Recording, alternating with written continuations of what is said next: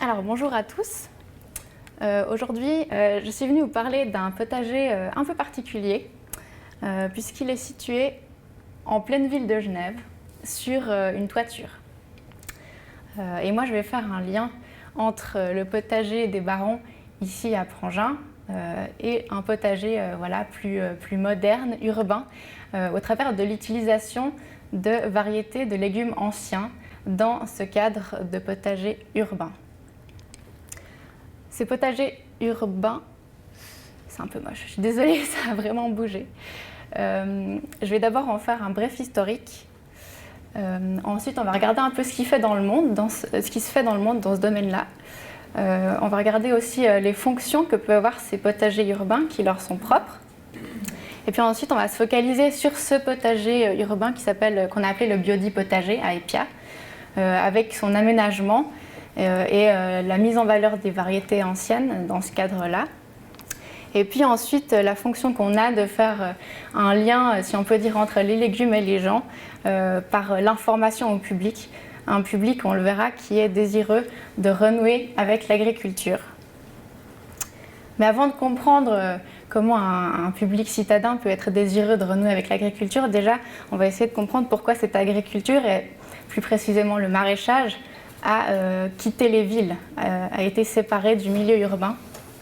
Donc, je vais prendre comme exemple historique la ville de Paris, ici sur 3 siècles, avec l'évolution des espaces cultivés, ici en orange brunâtre, versus l'espace bâti en blanc. On voit qu'au XVIIIe siècle, on a ce qu'on appelle une ceinture maraîchère. Donc on a le noyau urbain au centre en blanc, et puis la ceinture maraîchère va approvisionner ce noyau urbain en produits horticoles. Et ça, c'est permis par des distances qui restent assez petites, une ville encore assez peu développée par rapport à ce qu'on aura dans le futur. Et puis au XIXe siècle, là c'est intéressant, on voit que le bâti va morceler cette ceinture maraîchère. Et les maraîchers, les exploitants se retrouvent enclavés à l'intérieur du bâti. On a des petits îlots de maraîchage à l'intérieur de la ville de Paris. De la part des autorités de la ville, on a quand même cette volonté de séparer les gens de la campagne et les gens de la ville comme on avait avant. Mais les maraîchers résistent et en fait, ils vont se spécialiser dans des légumes qui ne peuvent pas être transportés depuis la campagne avec les moyens de l'époque en tout cas, comme tout ce qui est les légumes fragiles, les salades, toute la verdure. Ça va être vraiment leur spécialisation et c'est comme ça qu'ils vont tenir bon dans la ville. Jusqu'au XXe siècle, donc siècle post-révolution industrielle, où on a de nouveau cette ceinture maraîchère qui réapparaît plus loin. La ville s'est vraiment beaucoup étendue, mais ça, gardons à l'esprit que c'est rendu possible par cette révolution industrielle et donc par l'apparition de moyens de transport, voies ferrées, véhicules à moteur, qui permettent de transporter les légumes sur de plus longues distances plus rapidement. Et aussi, surtout, pourquoi l'agriculture a quitté la ville, c'est qu'il y a eu moyen de cultiver sur des plus grandes surfaces. Donc c'est devenu plus rentable d'avoir des grandes surfaces et donc on ne peut plus rester enclavé dans le bâti. Donc l'agriculture est partie de la ville. Le dernier maraîcher a quitté Paris en 1920. Ensuite, on va observer un très bref retour, pour la petite anecdote, de l'agriculture en ville, forcée par la guerre puisque l'approvisionnement extérieur étant incertain. On a ici l'exemple dans les jardins du Louvre de remise en culture de ces espaces urbains. Et puis, vous connaissez sûrement en Suisse, ici l'exemple de la place Bellevue à Zurich, la mise en place du plan Wallen, donc, qui, face à cet approvisionnement extérieur incertain, met à contribution tous ces espaces potentiellement cultivables en ville et du coup revalorise les métiers de la terre, l'associe à l'effort de guerre en fait. Donc là, on refait la place à l'agriculture dans la ville, mais plutôt de façon assez éphémère juste pour la Deuxième Grande Guerre. Cette histoire d'approvisionnement extérieur incertain, on la retrouve plus récemment dans l'histoire, avec ici, je vous ai donné l'exemple de Cuba. Suite à la chute de l'Union soviétique en 1991, il y a eu un embargo sur le pétrole. Donc qui dit plus de pétrole, dit plus de transport de légumes sur des très longues distances, plus de fertilisants aussi. Donc il a fallu trouver un moyen de pratiquer une agriculture biologique et urbaine, proche des consommateurs. Ils ont mis en place un système qu'on appelle organoponikos, qui sont ces couches de légumes cultivés avec les déchets organiques des villes, donc de manière biologique, et qui a permis aujourd'hui à Cuba de produire 60% des besoins en légumes frais de manière urbaine, dans des cultures urbaines. Un autre exemple de potager urbain qui répond à un besoin de survie tout simplement, c'est dans certains pays africains. Donc à partir du constat de la FAO que les pauvres urbains sont beaucoup plus mal nutris que les pauvres ruraux, donc un accès très difficile à de la nourriture de qualité. Et donc en ramenant l'agriculture urbaine dans le cadre de son programme pour l'horticulture urbaine et périurbaine, elle va permettre à ces gens-là d'avoir accès à de la nourriture de qualité. Donc elle a mis en place des micro-potagers familiaux sur les toits des maisons, ici c'est à Dakar au Sénégal, qui sont notamment gérés par les femmes, et ça va leur permettre de fournir à leur famille 3 repas par jour plutôt que 1, on va dire. Donc voilà, ça c'est vraiment une question de survie. Par contre, dans d'autres pays, c'est moins une question de survie, c'est potager urbain, mais plus, on va dire, une question de fraîcheur. Ici, on a un exemple au Danemark d'un restaurant ici qui, sur son palier, a son moyen d'approvisionnement, un potager. Les clients peuvent s'y balader, donc fraîcheur extrême. Et puis ici, la Brooklyn Grange, c'est la plus grande ferme urbaine sur un toit au monde. Et elle approvisionne le quartier en produits frais. Mais la fraîcheur, c'est pas seulement la seule raison d'être de ces structures-là. Par exemple, dans le cas de ce restaurant, les chefs, les cuisiniers vont avoir accès à des spécialités qu'ils ne pourraient pas trouver sur le marché de gros.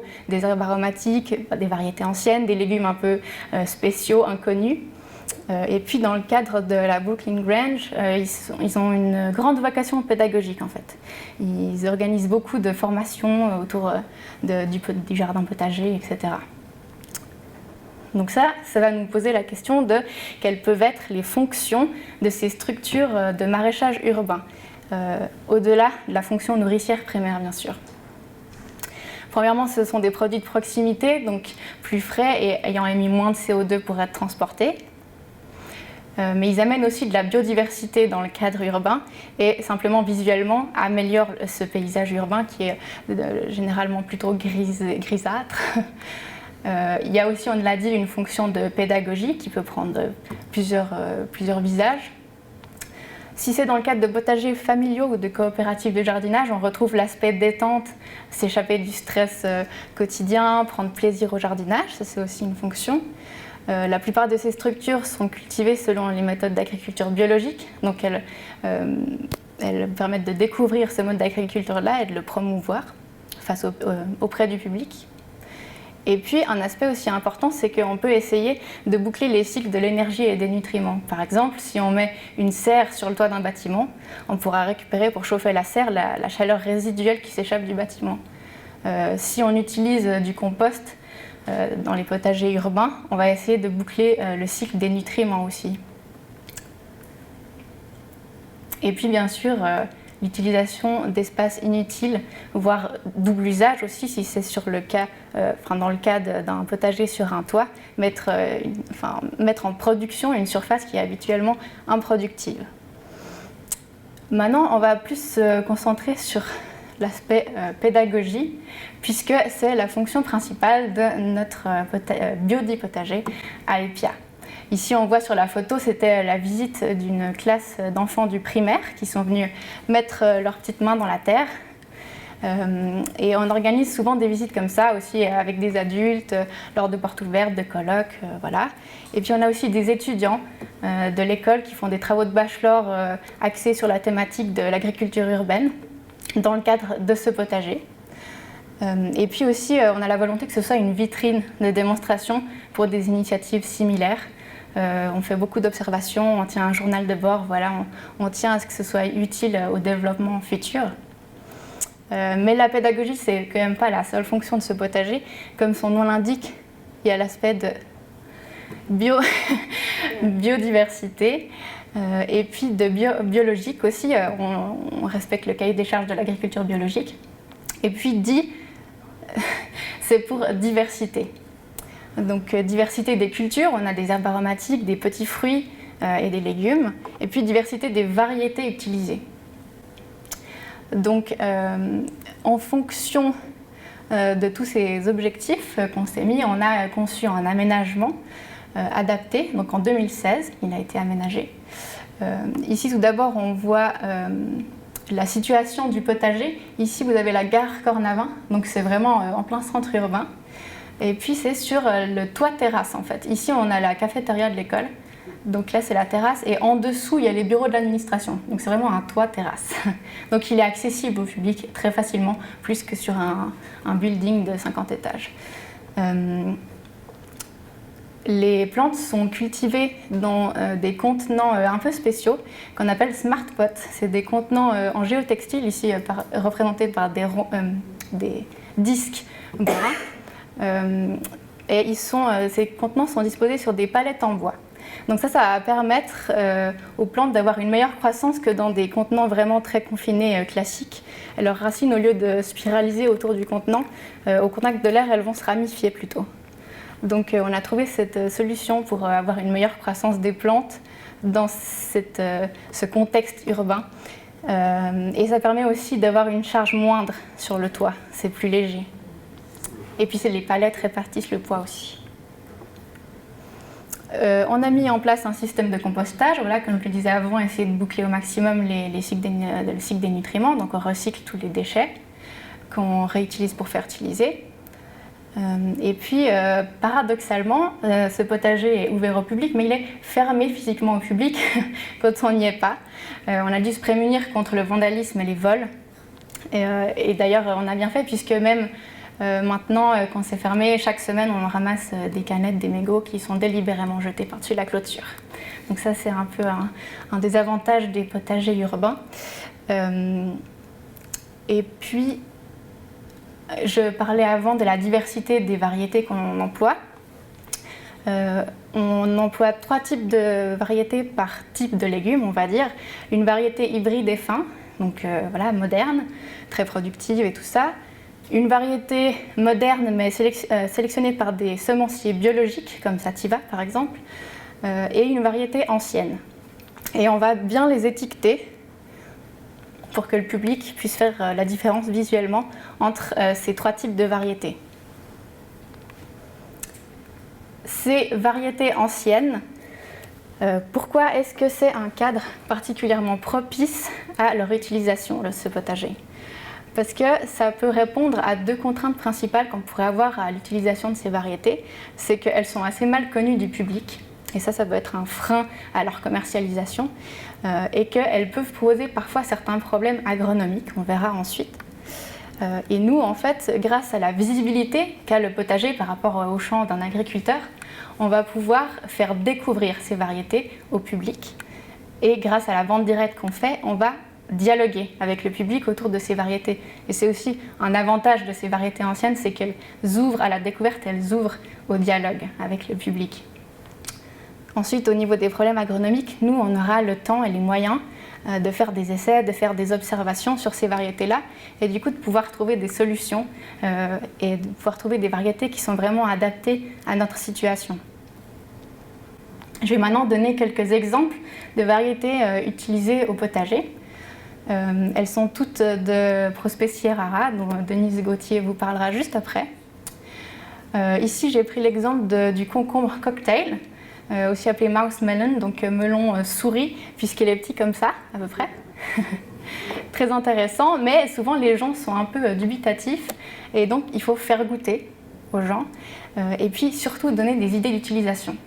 Et une fois qu'on a ces 2 éléments rassemblés, les gens achètent et les gens sont très contents de leur achat en général. Un autre exemple avec l'aubergine de type asiatique, longue, ici Pink Lady. Là, on n'aura pas la notion du goût puisqu'elle a plus ou moins le même goût qu'une aubergine classique, mais il faut donner encore une fois des idées d'utilisation parce que la forme est particulière. Donc voilà, on peut donner des idées de recettes, des petites roulades à faire avec. Et puis au niveau des problèmes agronomiques. Ici, on a l'exemple de la tomate noire de Crimée, assez connue, une très bonne tomate, mais très sensible à l'éclatement. Donc l'éclatement, il va survenir en conditions climatiques très très chaudes et souvent c'est aussi des problèmes d'arrosage, mais là dans notre cas c'est un arrosage très abondant combiné à cette période de forte chaleur et du coup nos tomates seront non commercialisables, bien qu'encore comestibles. Donc comme cet environnement climatique, on ne peut pas le changer, on va devoir changer la variété, rechercher une variété adaptée. Et heureusement, grâce à la très grande diversité de ces variétés anciennes, on peut trouver une tomate résistante à l'éclatement. Donc ça, voilà, c'est encore un avantage de cette grande diversité. Restons sur les tomates pour parler de cet aspect d'information au public. Ce processus de faire connaître les variétés anciennes, il est en marche depuis déjà un moment, puisque j'imagine que tout le monde reconnaîtra la cœur de bœuf.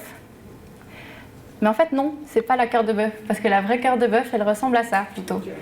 En fait, la cœur de bœuf à côte, c'est un peu une imposture de l'industrie agroalimentaire qui a voulu surfer sur la vague d'un regain d'intérêt pour ces variétés anciennes et qui a proposé une variété qui est en fait industrielle et elle est adaptée au long transport.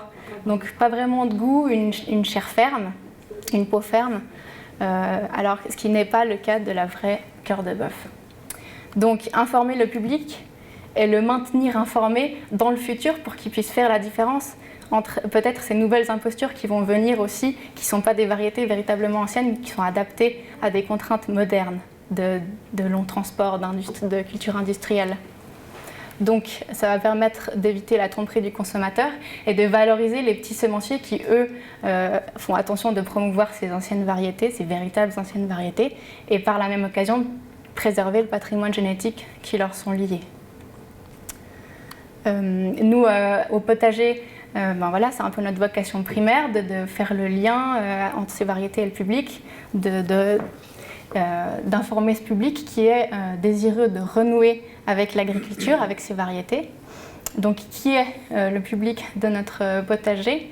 Donc, ça va être un public qui est désireux de peut-être simplement découvrir ce moyen de culture un peu particulier sur un toit en ville, ou simplement d'obtenir des informations sur la culture ou sur l'agriculture en général. Également dans le cadre de visites de classe, de mettre les mains dans la terre, de faire du jardinage un peu, et puis de découvrir ces variétés, ces légumes insolites aussi. On a des légumes un peu rares comme les yacons, les poires de terre, des choses comme ça. Mais ça, c'est un premier aspect, renouer avec la pratique. Nous, en tant qu'ingénieurs agronomes, on a aussi à cœur de montrer au public qu'il est important de renouer avec les praticiens aussi. Parce que cultiver son jardin, le petit, c'est censé être barré, le égal, il est juste en bas, le trait, donc n'est pas égal à pratiquer l'agriculture professionnelle. Un jardin familial, c'est pas rentable. Le biodie potager d'Épia n'est pas rentable. On parle d'un coût de 50 000 francs de main-d'œuvre par année et une vente d'à peu près 1 000 francs. Les agriculteurs, eux, ils sont liés par cet objectif de rentabilité. Donc souvent, on a tendance à dénigrer ces professionnels parce que voilà, moi j'arrive très bien à faire mon petit jardin, blablabla. Et du coup, voilà, on essaie vraiment de dialoguer sur ce sujet-là avec les gens aussi. C'est deux aspects qui sont importants quand on veut renouer avec l'agriculture. Et moi, j'avais envie de vous laisser sur la conclusion que, au travers de l'attrait que les gens ont pour ces variétés anciennes, voilà, ça permet de renouer l'agriculture au travers de l'agriculture urbaine.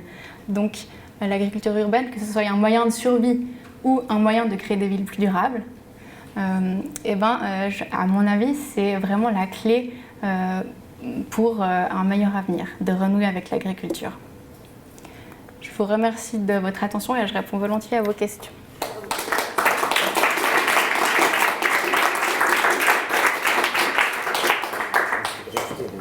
Restez un peu avec moi.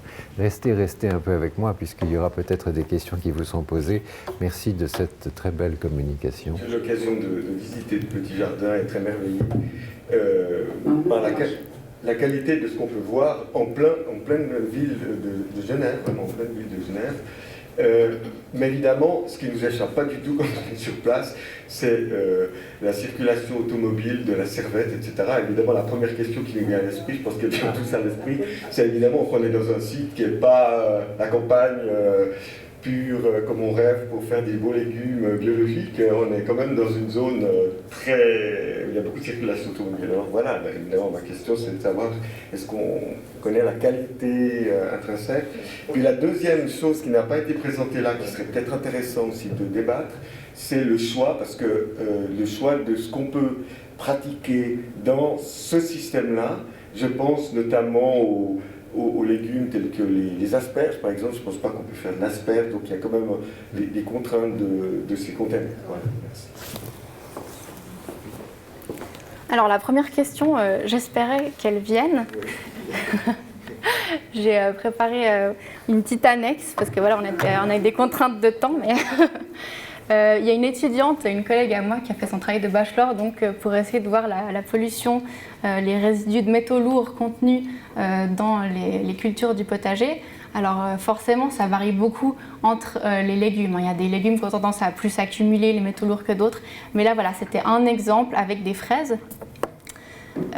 Ici, on voit pour 3 métaux lourds qui sont résultats des pollutions urbaines, plomb, cadmium et arsenic.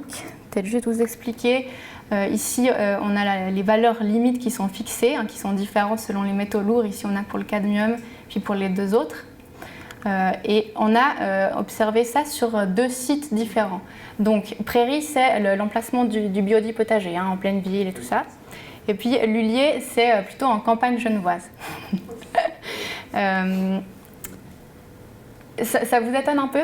Parce que ici, vous voyez par exemple, entre la pleine ville et la campagne, il y a beaucoup plus de plomb dans les fraises en campagne qu'en ville. Alors, le potager en ville, il n'est pas non plus pile au bord d'une route. Il est quand même dans l'espèce de cour intérieure de l'école. Donc je dirais la route la plus proche. Bon, déjà, en plus, il y a des grands bâtiments entre la route et le potager. La route la plus proche, elle doit être à 50-60 mètres. Et puis encore avec des choses entre. Tandis qu'à Lullier, il y a quand même, comme dans toutes les campagnes, utilisation de machines agricoles, tracteurs et tout ça, qui n'ont pas forcément des moteurs dernier cri avec filtre à particules, tout ça. Et du coup, ça peut expliquer qu'il y ait plus de pollution en campagne. Mais bon, là, attention, c'est encore très loin du seuil. Donc ça reste très acceptable. D'ailleurs, pour le cadmium, ça ne dépasse pas, il n'y a rien qui dépasse les seuils. Mais voilà, pour l'arsenic, éventuellement, il y en a plus à la prairie, mais ça reste en dessous. Donc voilà, ces légumes, en tout cas pour les fraises, sont tout à fait aptes à la consommation. Après, il faudrait faire des analyses dans tous les légumes, parce que comme je disais avant, ils ont des dynamiques d'absorption des métaux qui sont différents. Mais voilà, on peut supposer que là, franchement, l'impact de la pollution est assez moindre. Après, je ne dis pas pour un potager qui est vraiment à côté de la route. Mais j'ai des collègues qui font aussi des études sur les pollutions aux alentours des autoroutes, notamment avec les eaux de ruissellement et tout ça. Et on observe que quand même la majorité de la pollution, elle se concentre sur les 50 premiers centimètres, voire 1 mètre au bord de la route. Voilà. De toute façon, au bord d'une autoroute ou autre, la culture est interdite. Du fait qu'il y a une ordonnance fédérale et même les déchets du premier mètre et après jusqu'à 3 mètres sont considérés comme déchets qui partent en centrale d'incinération. Tout à fait, ouais. Ça peut même pas être composté. Ouais. Ouais, ou bien dans les filtres, c'est retenu un peu par les filtres des stations, mais après ça... Ouais. Voilà, c'était pour dire que même au bord d'une autoroute, c'est que le premier mètre qui est très pollué. Donc un jardin potager qui serait à même plusieurs mètres d'une route, je ne pense pas qu'il y ait des gros risques. Le deuxième aspect... Oui, voilà. Alors on a effectivement constaté qu'il y avait des cultures plus adaptées que d'autres. Par exemple, les tubercules, c'est pas forcément qu'ils poussent mieux, mais c'est que surtout c'est très facile de les récolter. Parce qu'on n'a pas ce grand branle-bas de combat de ramasser les patates avec la fourche, transpercer la moitié et tout ça. On retourne le pot et sur une bâche. On récolte les tubercules, on remet la terre dedans, suivant. Donc ça, voilà, c'est un aspect pratique. Sinon, les fraises, ça marche très bien. On peut même les laisser en place plus longtemps. Je pense que c'est aussi une question de substrat qu'on a mis et puis d'aération racinaire, des choses comme ça. Qu'est-ce qui marche bien encore? Toutes les aromatiques. Mais bon, ça marche assez bien dans beaucoup de contextes. Les tomates, Les tomates, oui. Mais alors, ce qui est difficile avec les tomates, là, en dehors du conteneur, c'est plutôt l'irrigation. On a une irrigation par goutte à goutte. Et en fait, c'est une seule station de régulation de l'arrosage pour tout le potager. Donc, ils sont un peu tous à la même enseigne, les légumes. Il y a juste l'égoutteur qu'on peut un tout petit peu fermer. Mais en fait, les tomates, elles vont recevoir quand même beaucoup d'eau. Surtout que ces conteneurs, le désavantage, c'est que ça sèche assez vite, hein, vu qu'il y a beaucoup d'aération. Donc voilà, elles vont être irriguées en été 3 fois par jour, 10 minutes, ce qui est assez beaucoup. Et puis on aura ce problème d'éclatement, justement. Mais on ne peut pas faire vraiment autrement. Mais ça va encore, on s'en sort. Je me posais la question de ces smart pots. Est-ce que les racines passent à travers? Alors, oui. Il faut que ce soit des légumes qui restent en place plus d'1 an pour que les racines passent à travers. Mais on a observé, justement pour l'événement de demain, j'ai pris certains smart pots pour faire une démonstration. Et il y en a que je voulais prendre et que je n'ai pas réussi à arracher parce que les racines avaient vraiment été autour du bois, de la palette. C'était un peu accroché. Mais c'était pour des plantes aromatiques, style lavande et romarin, qui sont là depuis 2016. Mais autrement, pour les légumes annuels, non, elles ne passent pas à travers. Merci de ces éléments. Il y a encore plusieurs questions. Bon, on y va parce qu'on n'est pas encore dans Au les niveau temps. des petites bêtes, c'est la même chose que en hauteur sur un toit que en termes de potager normal. Ouais, on pourrait espérer être un peu plus à l'abri de certaines petites bêtes indésirables, mais malheureusement pas trop, non. Notamment la punaise diabolique, c'est une nouvelle arrivée invasive d'Asie, hein, et elle est plus présente dans les milieux urbains en fait. Ouais, malheureusement.